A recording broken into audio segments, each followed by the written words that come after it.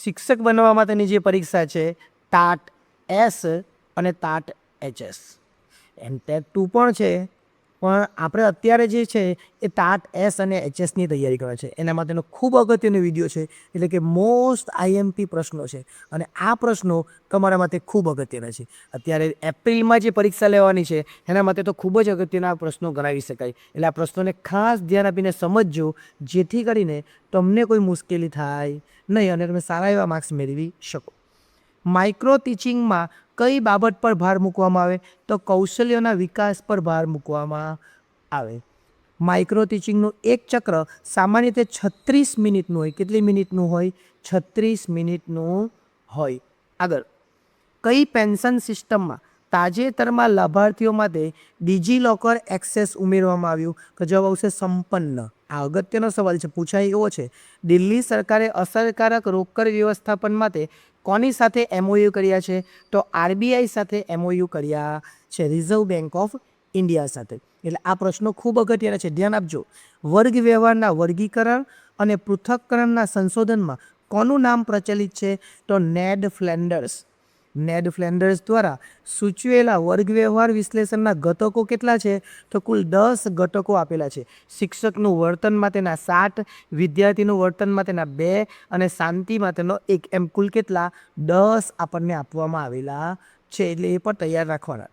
અતિ દુર્લભ ગણાતો મેલેનિસ્ટિક એટલે કે કારો દીપડો તાજેતરમાં ક્યાં જોવા મળે છે? તો કર્ણાટકમાં જોવા મળે. એકલવ્ય મોડેલ સ્કૂલના વિકાસ માટે ઓએનજીસીએ કઈ સંસ્થા સાથે ભાગીદારી કરી? એનએસટીએફડીસી. શું આવશે? એનએસટીએફડીસી. આની સાથે આપણે ભાગીદારી ઓએનજીસીએ કરેલી, એવું યાદ રાખવાનું. શિક્ષણમાં મલ્ટીમીડિયાનો અર્થ શું થાય? લખાણ, ઓડિયો, વિડીયો અને એનિમેશન, આ બધાનું મિશ્રણ એટલે મલ્ટીમીડિયા. ખાલી વિડીયો કે ઓડિયો કે ચોપડી વાંચી અને મલ્ટીમીડિયા નહીં કહેવાય. એની અંદર લખાણ બી હોવું જોઈએ, એની અંદર ઓડિયો એટલે કે અવાજ બી હોવો જોઈએ, ને વિડીયો અને એની સાથે સાથે એનિમેશન પણ હોવા જોઈએ. આઈસીટીનો ઉપયોગ વર્ગમાં ક્યારે કરવો જોઈએ? જ્યારે જરૂર જણાય ત્યારે, વિષય વસ્તુને અનુરૂપ હોય ત્યારે. હંમેશા એનો ઉપયોગ કરવો જરૂર નથી. શિક્ષકે ભણાવવું નહીં હોય ત્યારે નહીં, પરીક્ષા નહીં ત્યારે, જ્યારે જરૂર હોય ત્યારે એનો ઉપયોગ થવો જોઈએ. આગળ, ગાન ન ગાય ઉત્સવ મુખ્યત્વે કયા સમુદાય દ્વારા ઉજવવામાં આવે છે? કાબુઈ સમુદાય. બહુ અગત્યનો પ્રશ્ન છે, આગળ બી આ પ્રશ્ન પૂછાઈ ગયેલો.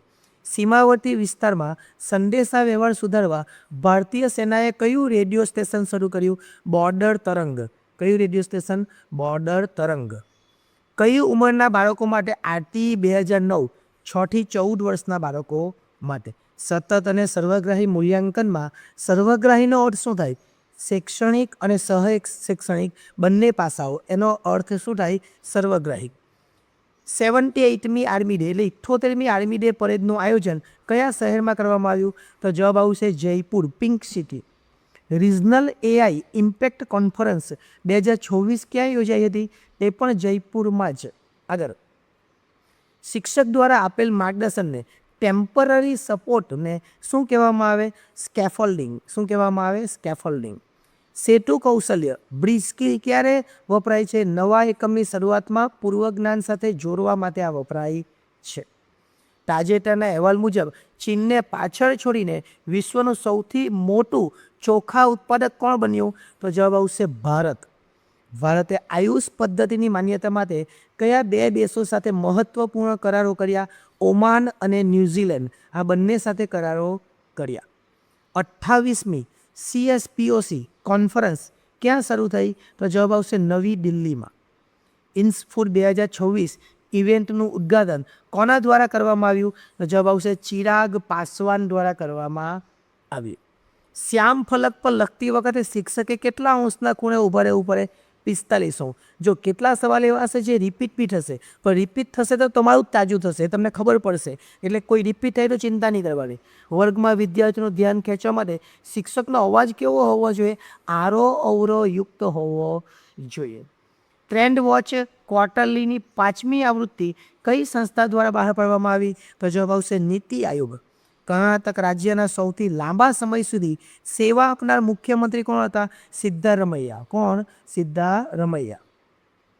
વિદ્યાર્થીઓની નબળાઈઓ જાણવા માટે કઈ કસોટી લેવાય? નિદાન કસોટી. અને આ નિદાન કસોટી પછીનું કાર્ય કયું? ઉપચારાત્મક કાર્ય. એટલે નિદાન કસોટી લેવાય અને પછીનું કાર્ય ઉપચારાત્મક. મહિલાઓ અને સગીરો સામેના અત્યાચાર રોકવા અક્કા પાંડે દ્વારા યોજના ક્યાં શરૂ કરવામાં આવી? તો જવાબ આવશે કર્ણાટકમાં શરૂ કરવામાં આવી. ડેરી ક્ષેત્રમાં ઉચ્ચ કક્ષાના સંસાધન માટે કઈ બે સંસ્થાઓ વચ્ચે એમઓયુ? ICAR અને NDDB, આ બે વચ્ચે એમઓયુ કરવામાં આવ્યા. આગળ કરીને શીખો સિદ્ધાંતના પ્રણેતા જ્હોન ડ્યુઈ. જ્હોન ફરીથી મેં આગળ પર કદાચ કીધું જ હશે, જ્હોન ડ્યુઈ આવશે. અને શિક્ષણમાં મનોવિજ્ઞાનનો પ્રવેશ કોણે કરાવેલો? તો જવાબ આવશે રૂશો. આગળ IICDM અથવા IICDM 2026 કોન્ફરન્સનું આયોજન કયા સ્થળે? તો જવાબ આવશે નવી દિલ્હીમાં કરવામાં આવેલું. રાષ્ટ્રીય કાપડ મંત્રીઓની ઉચ્ચ સ્તરીય પરિષદ ક્યાં યોજાઈ? તો જવાબ આવશે આસામમાં યોજવામાં આવી. UIDAI દ્વારા આધાર કાર્ડને લગતો કયો નવો માસ્કોટ લોન્ચ કરવામાં આવ્યો? તો જવાબ આવશે ઉદય. આ રીતના એમાં લખેલું હશે ઉદય. બાયોબિટ્યુમેનનું વેપારી ઉત્પાદન કરનાર વિશ્વનો પ્રથમ દેશ બન્યો કયો? તો ભારત. ભારત એ વિશ્વનો પ્રથમ દેશ બન્યો છે.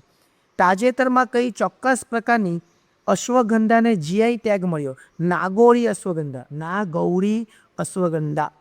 પેરિસ ઓલિમ્પિકના ઉદ્ઘાટન સમારોહમાં ભારતીય દળના ધ્વજવાહક કોણ હતા? તો શરદ કમલ અને PV સિંધુ, એમ બે હતા. આગળ કરીને શીખો સિદ્ધાંત કઈ શિક્ષણ પદ્ધતિનો પાયો છે? તો પ્રાયોગિક. શિક્ષણ અને અધ્યયન વચ્ચેનો સંબંધ શું? તો અધ્યયન અંત છે ને શિક્ષણ એ સાધન છે. શિક્ષણની પ્રક્રિયાના 3 ધ્રુવો કયા? શિક્ષક, વિદ્યાર્થી અને અભ્યાસક્રમ.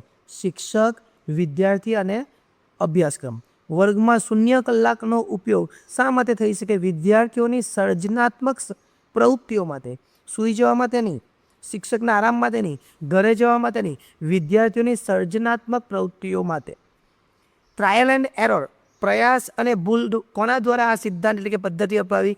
થોર્નડાઈક. થોર્ન આ રીતે લખાશે, થોર્નડાઈક. બાળક બીજાને જોઈને જ શીખે તેને શું કહેવાય? અવલોકન દ્વારા શિક્ષણ કહેવાય. ધર્મેન્દ્ર પ્રધાને તાજેતરમાં કેટલી શાસ્ત્રીય ભાષાઓમાં સાહિત્ય કૃતિ બહાર પાડી? તો 55. કેટલી? 55 શાસ્ત્રીય ભાષામાં. હિન્દી સિમ્પોઝિયમ અભ્યુદયનું આયોજન કોણે કર્યું? IIT ઇન્દોર અને IIT જોધપુર, આ બંને કર્યું. પાઠની શરૂઆત કેવી રીતે કરવી જોઈએ? પૂર્વજ્ઞાન સાથે જોડાયેલી અને આકર્ષક રીતે થવી જોઈએ. વર્ગમાં ઘોંઘાટ ઓછો કરવા માટેની શ્રેષ્ઠ પ્રયુક્તિ કઈ? શિક્ષણ કાર્યને રસપ્રદ બનાવવાનો. શિક્ષણ કાર્યમાં તમે રસપ્રદ પ્રવૃત્તિઓ કરો તો એ રસપ્રદ બને. ગ્રામીણ નાણાકીય સમાવેશ વધારવા માટે કયા 2 વિભાગો વચ્ચે કરાર થયો? ટપાલ વિભાગ અને ગ્રામીણ વિકાસ મંત્રાલય. ભારતે કાનૂની વ્યવસાયિકોના આદાન પ્રદાન માટે કયા દેશની સુપ્રીમ કોર્ટ સાથે MOU કર્યા? તો જવાબ આવશે ભૂટાન. અને આગળ જોઈએ, વિદ્યાર્થીઓમાં આત્મવિશ્વાસ વધારવા શિક્ષકે શું કરવું જોઈએ? પ્રોત્સાહન અને પ્રશંસા એની કરવી જોઈએ. શુદ્ધિકરણના મુખ્ય કેટલા પ્રકાર છે? તો 2, હકારાત્મક અને નકારાત્મક. એટલે અહીંયા આપણું ટોટલી જે આ પ્રશ્નો છે IMP એ પૂરા થાય છે. આ અગાઉ બી ઘણા બધા વિડીયો બનાવેલા છે, એટલે એ પણ જોઈ લેજો. ન જોયા હોય તો એ તમે જોઈ લેજો. આ વિડીયો ગમ્યો હોય તો લાઇક કરજો, શેર કરજો, ચેનલને સબસ્ક્રાઈબ કરજો. ફેસબુક હોય તો સુનિલ ખલાસીનું પેજ છે, ઇન્સ્ટાગ્રામમાં સુનિલ ખલાસી આઇકેન છે અને યુટ્યુબ પર SS એજ્યુકેશન છે. કોઈપણ જગ્યાએ તમે વિડીયો જોતા હોય આ 3 જગ્યાએ ફોલો અને સબસ્ક્રાઈબ કરી લેજો, જેથી કરીને કોઈને કોઈ જગ્યાએ તમને આવા વિડીયો જોવા મળે. પછી તમને એવું લાગે ટાટની પરીક્ષા પતી જાય પછી તમે અનફોલો કરી દેજો, જેથી કરીને તમને કોઈ મુશ્કેલી થાય નહીં. આભાર.